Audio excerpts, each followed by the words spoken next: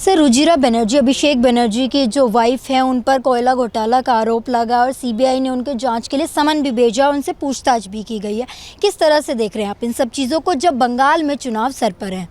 देखिए, ऐसा है, पहले तृणमूल कांग्रेस हुआ करती थी, पर आज तृणमूल कांग्रेस मतलब टीएमसी का पूरा मतलब हो चुका है तालिबानी माइंडसेट, मुस्लिम अपीजमेंट और कट मनी और करप्शन।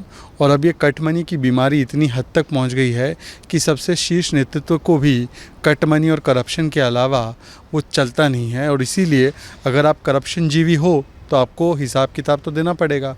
तो अगर किसी को सीबीआई ने समन किया है तो सीबीआई का जवाब देना पड़ेगा। छिपाने को अगर कुछ नहीं है तो इस पर वेंडेटा चिल्लाने से कुछ नहीं होगा। अपनी सच्चाई और ईमानदारी को साबित कीजिए। सर, टाइमिंग को लेकर भी सवाल किए जा रहे हैं कि गलत समय पर समन भेजा गया, टाइमिंग नहीं थी। इस चीज़ को लेकर भी काफ़ी सवाल उठ रहे हैं। भ्रष्टाचार की लड़ाई लड़ने का कोई भी समय गलत हो सकता है और ईमानदारी साबित करने का कोई भी समय गलत हो सकता है। तो मुझे लगता है ये तो बड़ा दुर्भाग्यपूर्ण एक तर्क है कि बहुत गलत समय पर, तो मतलब चुनाव है तो करप्शन करने की लाइसेंस दी जाए, या मोदी विरोध में आप है इसीलिए आपको भ्रष्टाचार करने का लाइसेंस मिल जाए। ये तर्क नहीं है, ये कुतर्क है। और मुझे एक बात बताइए, अभी कोई भारतीय जनता पार्टी के कार्यकर्ता पे भी कोई केस हुआ है, वो जेल में गई है, तो क्या ये आरोप लगाया जाए कि ये चुनाव से संबंधित है? अगर ये कहते हैं कि सीबीआई की जांच इन पर चुनावों से प्रभावित है, वेंडेटा है, तो फिर दूसरे साइड वाले भी यही कहेंगे। तो फिर तो कोई भी पकड़ा नहीं जाएगा। हर समय इस देश में चुनाव होता है, कभी इस देश में लोकल से लेकर नेशनल चुनाव कभी रुकता है? तो मतलब भ्रष्टाचारी की इंक्वायरी ही ना हो। सर, लेकिन सत्ताधारी पार्टी टीएमसी का कहना है कि चुनाव जब सर पर हैं तभी जांच की जा रही है और केंद्र की जो एजेंसियां हैं उनका गलत इस्तेमाल किया जा रहा है।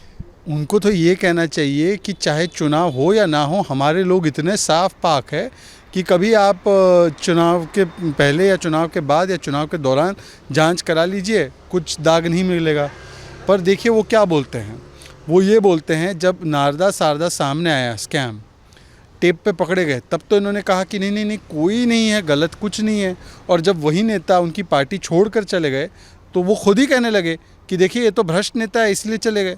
अरे तो भ्रष्ट थे तो आपने क्यों छुपा कर रखा था? आपने दामाद बनाकर क्यों रखा था? और आप मुझे बताइए, क्या कुणाल घोष पर अभी भी कोई आरोप नहीं है?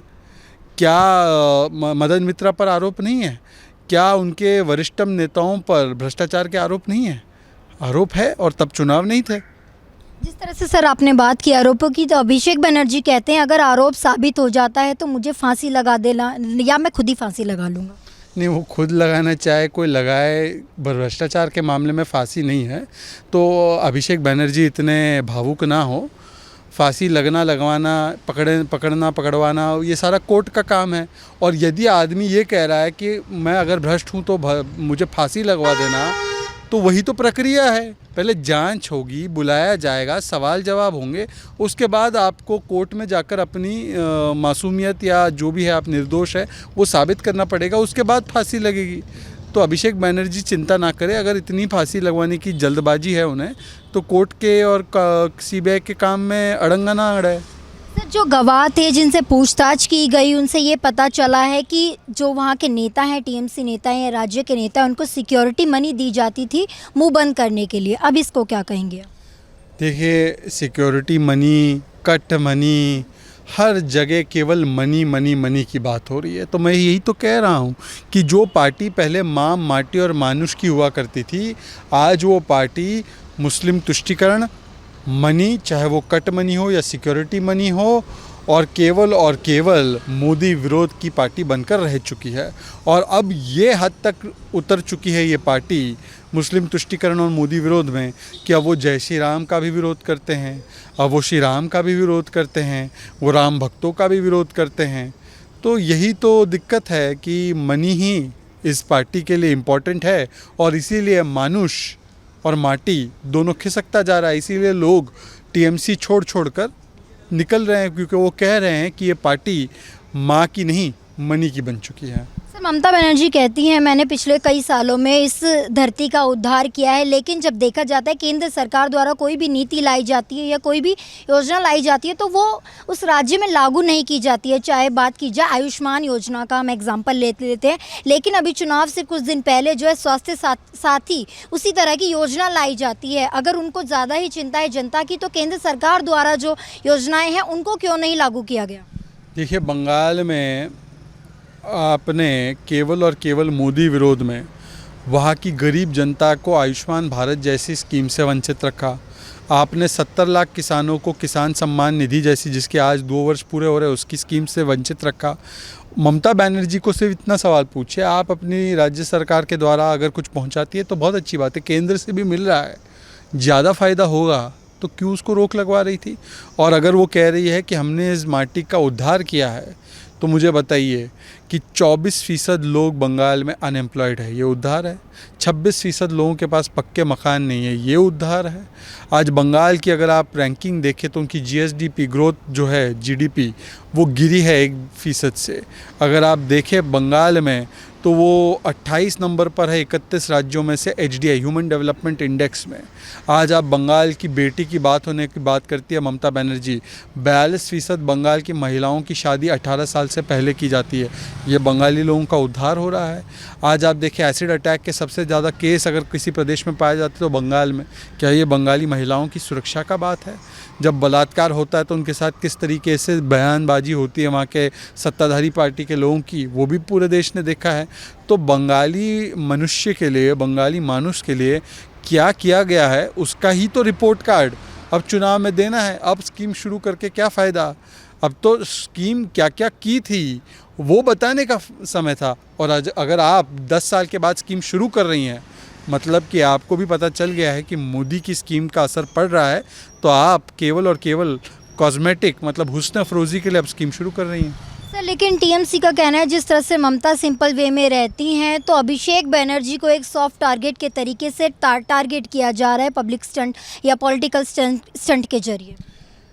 ममता बनर्जी के मुझे लगता है लगभग 2 डज़न नेता कम से कम पार्टी छोड़कर चले गए हैं, और तमाम उन नेताओं ने कहा कि हमारी पार्टी, जो एक ममता बनर्जी एक सिंपल व्यक्ति की तरह आई थी, आंदोलन करती थी, जनता की आवाज़ उठाती थी या हमें ये बोलती थी कि हम वामपंथी, जो 34 साल का वो वामपंथी राज रहा है उसके ख़िलाफ़ हम बोलते हैं, वो पार्टी, उसूलों पर लड़ने वाली पार्टी केवल और केवल अब फिशी और बाइपो मतलब बुआ भतीजा की पार्टी बनकर रह गई। और पार्टी में केवल 2 लोगों की चलती है, एक है भतीजा और दूसरा है भतीजे का लाया हुआ कॉन्ट्रैक्ट पर आउटसोर्स किया हुआ एक व्यक्ति है जो उनका चुनाव कैंपेन संभालता है। तो जब 2500 नेता जब ये कहकर पार्टी से निकलते हैं तो भारतीय जनता पार्टी अभिषेक बनर्जी को टारगेट कर रही है या खुद टीएमसी के पुराने वफादार शुवेंदु अधिकारी, राजीव बनर्जी, ये नेता टारगेट कर निकल रहे हैं? और अगर वो टारगेट कर रहे हैं तो ऐसी स्थिति क्यों पैदा हुई, ये ममता बनर्जी को खुद पूछना चाहिए कि जो उनके सबसे करीब थे वो आज क्यों ये कह रहे हैं कि ममता बनर्जी ने परिवार को अहमियत दी और पार्टी को छोड़ दिया। सर, बार बार ममता बनर्जी जो बीजेपी को बाहरी पार्टी कहकर पुकार रही हैं, क्या रीज़न हो सकता है उसका? देखिए, ऐसा है कि डिवाइड एंड रूल करने वाला डीएनए कहीं लोगों में है। एक है कांग्रेस पार्टी जिसके युवराज उनकी विदेशी आइडियोलॉजी पर चलते हुए कभी हिंदू मुसलमान, कभी असम गुजरात, कभी नॉर्थ और साउथ इंडिया करते हैं। और दूसरी है ममता बनर्जी, मूलतः तो उनका गोत्र एक ही है, कांग्रेस वाला। तो एक तृणमूल है और एक नॉर्मल कांग्रेस इंदिरा वाली, तो दोनों का गोत्र तो डिवाइड एंड रूल वाला है। इसीलिए अब बंगाल की लड़ाई बन चुकी है बंगाल बनाम भारी। अब मुझे बताइए भारी कौन है? दिलीप घोष भारी है क्या? बाबुल सुप्रियो भारी है क्या? क्या चंदन बोस भारी है क्या? तो सुभाष चंद्र बोस के रिलेटिव है। मुझे बताइए जो चुनाव लड़ेंगे 294 सीटों पे वो भारी लोग होंगे क्या भारतीय जनता पार्टी के? या मुझे बताइए कि भारी लोग जो मुख्यमंत्री बनेगा अगर भारतीय जनता पार्टी का, तो वो भारी बनेगा? और अमित शाह और मोदी को भारी कह रहे हैं, तो अमित शाह और मोदी भारी, और बांग्लादेश से आए अवैध घुसपैठिए अपने, रोहिंग्या मुसलमान अपने। तो ममता बनर्जी के अपने और पराये की परिभाषा क्या है? धर्म के आधार पर है या देश के आधार पर? और जो इतने अपने आप को बड़े बड़े बंगाली नेता बताते हैं, बंगाल की धरती से जुड़ा हुआ बताते हैं, वो ये बताइए कि वंदे मातरम से फिर क्यों इतनी दिक्कत है। वंदे मातरम भवन जिस हालात में अब आ चुका है बंकिम चंद्र चट्टोपाध्याय जी का, उनको इतनी तकलीफ़ क्यों है, बंकिम चंद्र जी की एक भूमि से इतनी तकलीफ़ क्यों है, और कि उसका मेंटेनेंस नहीं हुआ। और जो अपने आप को बंगाली बताते हैं वो ये बताइए कि प्रसन्नजीत बोस की तस्वीर कौन सी है और सुभाष जी नेताजी की तस्वीर कौन सी है, उसमें तो अंतर कर नहीं पाते। जब राष्ट्रपति जी ने नेताजी के तस्वीर का अनावरण किया तो यही बंगाल के सो कॉल्ड बड़े नेता, एक सांसद टीएमसी की, वो ये बोल पड़ी कि ये तो नेताजी की तस्वीर नहीं, ये प्रसन्नजीत बोस की, एक्टर की है। प्रसन्नजीत बोस से लेकर तमाम लोगों ने स्पष्टीकरण दे दिया कि ये तो नेताजी की थी। नेताजी के परिवार ने भी क्लैरिफाई किया। तो जो व्यक्ति नेताजी की शक्ल सूरत नहीं जानता वो अपने आप को बंगाली बोल रहा है। सर, ममता बनर्जी खुली चुनौती देती हैं, कहती है दम है तो नंदीग्राम से लड़कर दिखाओ। अमित शाह जी को इस तरह की चुनौती देती हैं, क्या लगता है आपको? अब नंदीग्राम से क्यों लड़ेंगे अमित शाह जी, वो तो सांसद है गुजरात से, गृह मंत्री है देश के। वो विधानसभा का चुनाव लड़ने के लिए या मुख्यमंत्री बनने के लिए तो रेस में नहीं आ रहे हैं बंगाल में। चुनावी अभियान और चुनावी कैंपेन और प्रचार के लिए आ रहे हैं। नंदीग्राम से शुभेंदु अधिकारी लड़ रहे हैं। ममता दीदी को ये बताना चाहिए कि केवल वो नंदीग्राम से लड़ेगी या वो 2 सीट से लड़ेगी, क्योंकि बताया ये जाता है जो पुरानी सीट है उसमें समीकरण अच्छे नहीं हो रहे, उसमें जय श्री राम के विरोध में उतरना उनका लोगों को नहीं भा रहा, उसमें मुस्लिम तुष्टीकरण की राजनीति का असर अच्छा नहीं हो रहा। तो इसीलिए वो सीट छोड़कर दूसरी सीट पर जा रही है जिसको वो समझती है कि कंफर्टेबल हो। तो वो बताए कि 2 सीटों से लड़ेंगी या 1 सीट से लड़ेंगी।